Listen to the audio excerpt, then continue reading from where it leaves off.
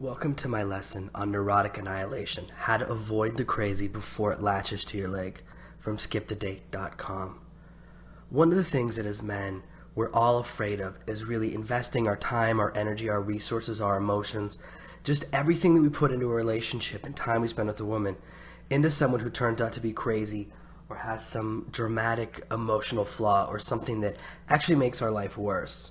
Like, the last thing I want you to do is go through my course, meet a stunning younger woman who turns out to be a real negative and drain on your life. That's not something you want.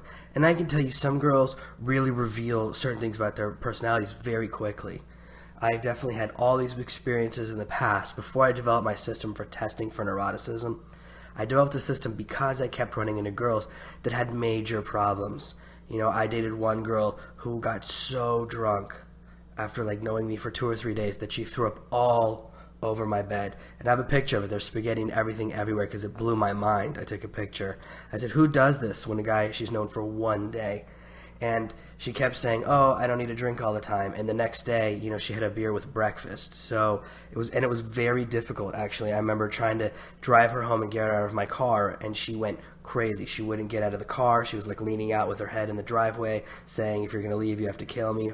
All those horrible things we're so afraid of. And I've developed a system to ensure that it never happens to me again. Learn from my mistakes, learn from my past, so that you don't have to learn the hard way and make the same mistakes.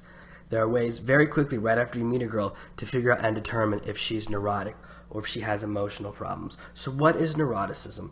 It is the #1 predictor of relationship success or failure. The more neurotic a girl is, the more likely a relationship is to fail. Think about all those stupid girl games that some women just play, and they're so stressful, they're annoying and unnecessary. All the different things that women do that you don't understand why they do it, like making scenes in public, locking themselves in the bathroom, screaming in public, kind of doing crazy things, throwing a cell phone against the wall and smashing it when she's upset. All the things that we don't do because we're even-keeled.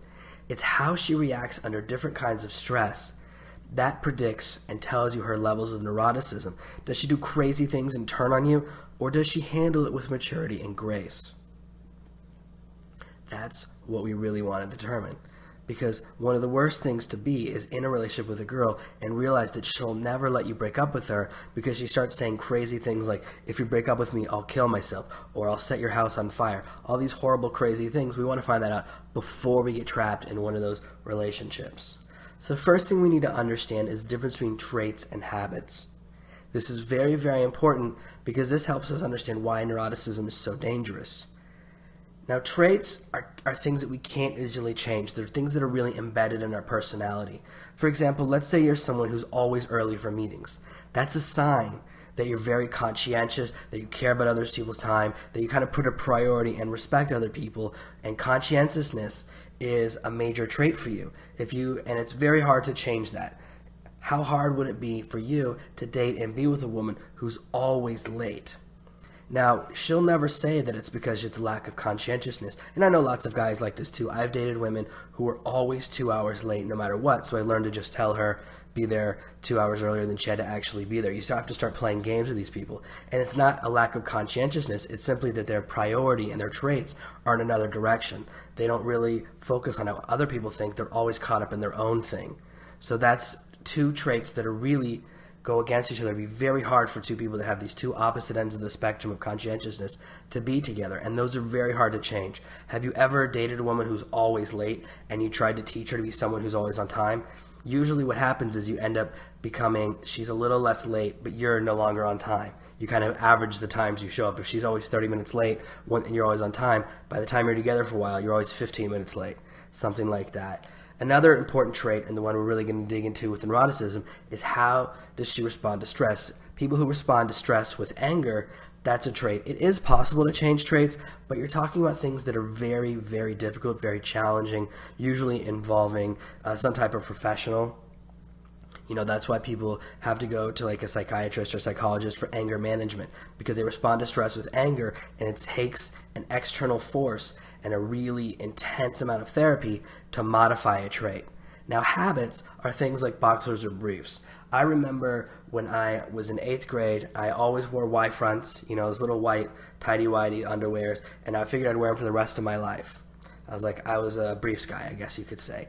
And I got all this pressure from my family. I don't know why. This is one of those weird experiences. My sister was just up my ass to switch to boxers.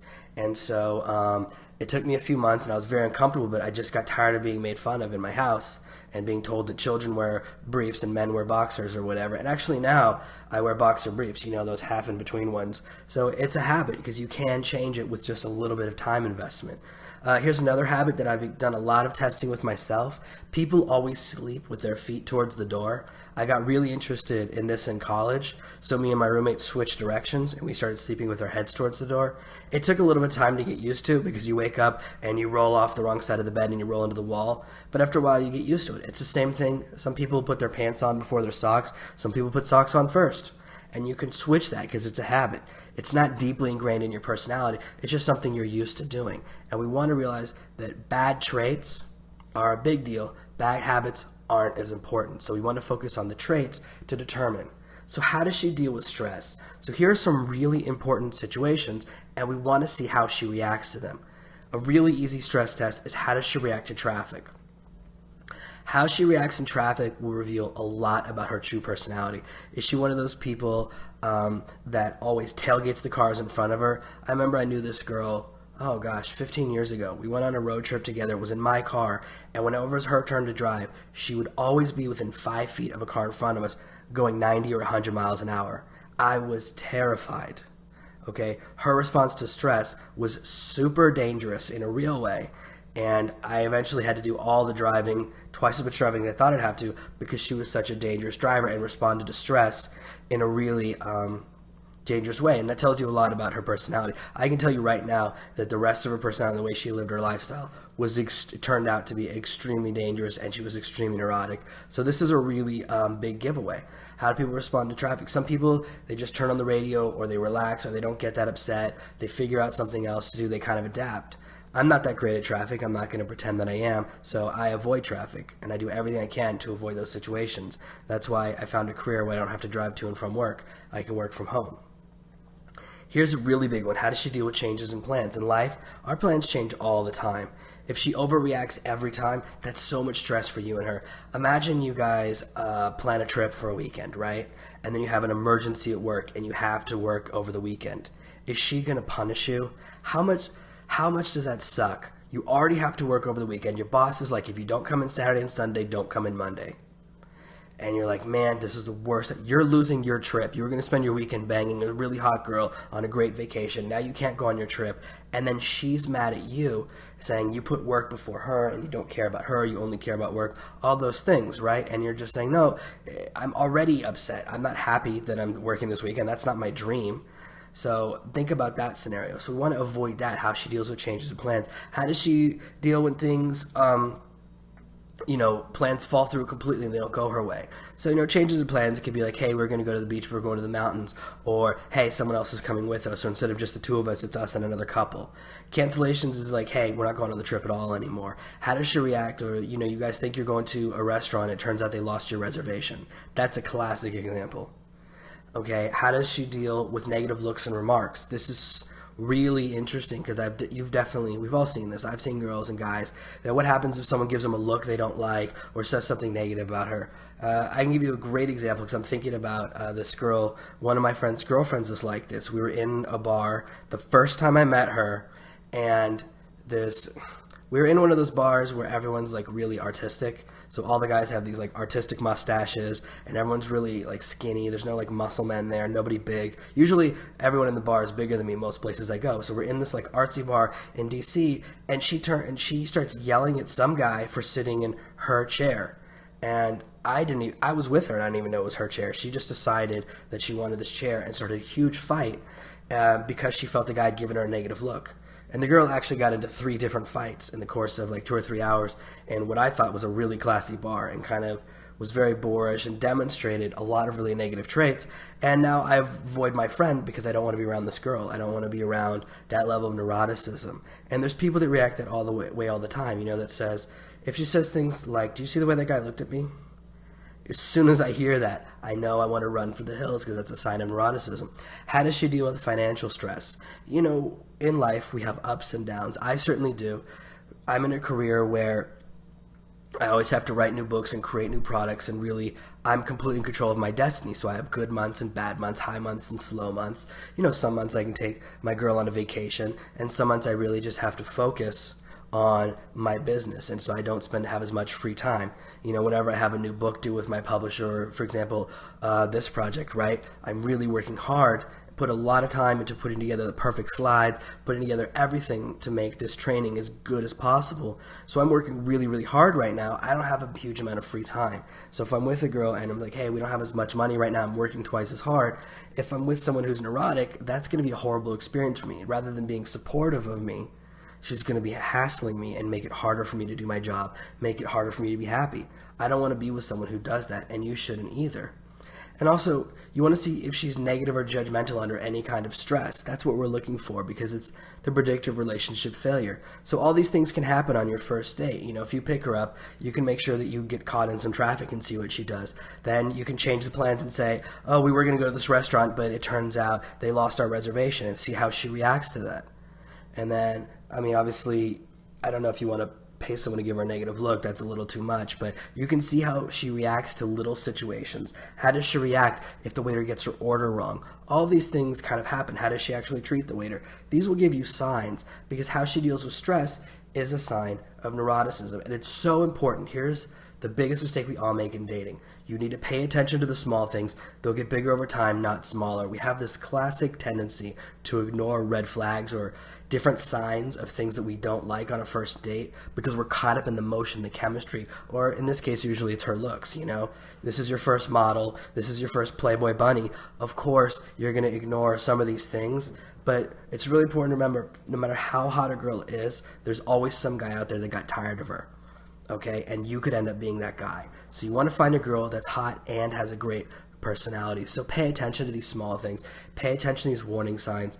And here's a really easy way to test and see how she sees life is by listening to her stories. Does she blame other people for the bad things in her life?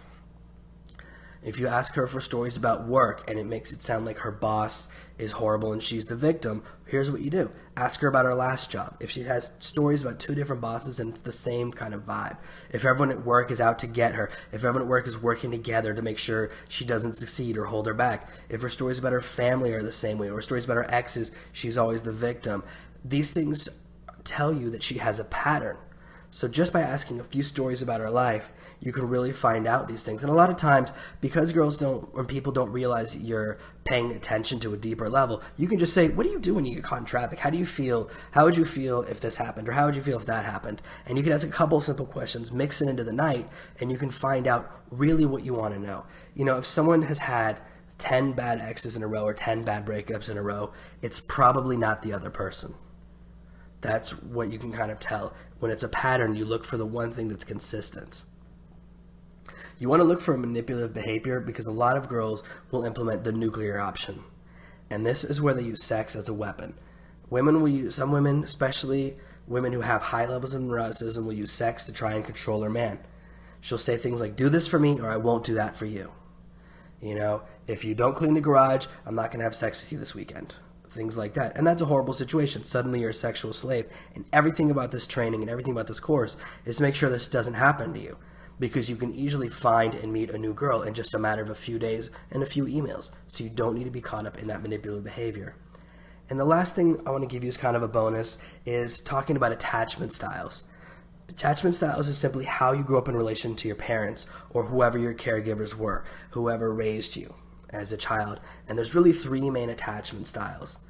And these are built-in traits. Now, attachment styles, neuroticism, you pretty much can't change. Whatever your kind of deep core personality is when it comes to neuroticism, that's a deep trait. Attachment styles can change with a lot of work.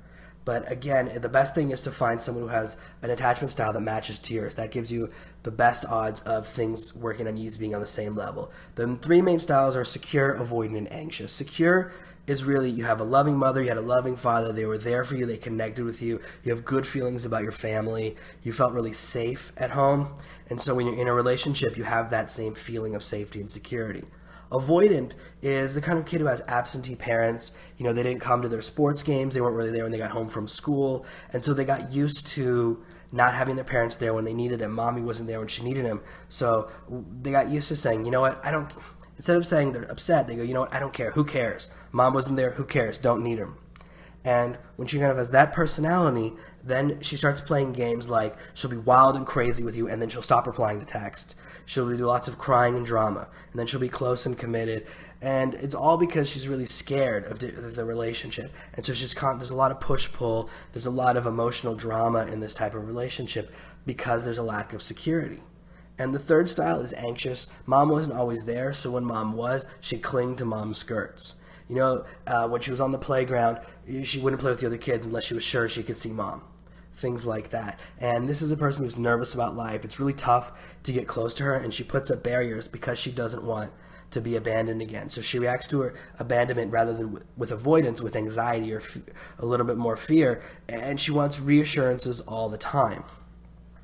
So she'll constantly need reassurance. This is the kind of girl that can end up texting you 10 or 20 times a day, or to send you texts to see if you guys are broken up, things like that.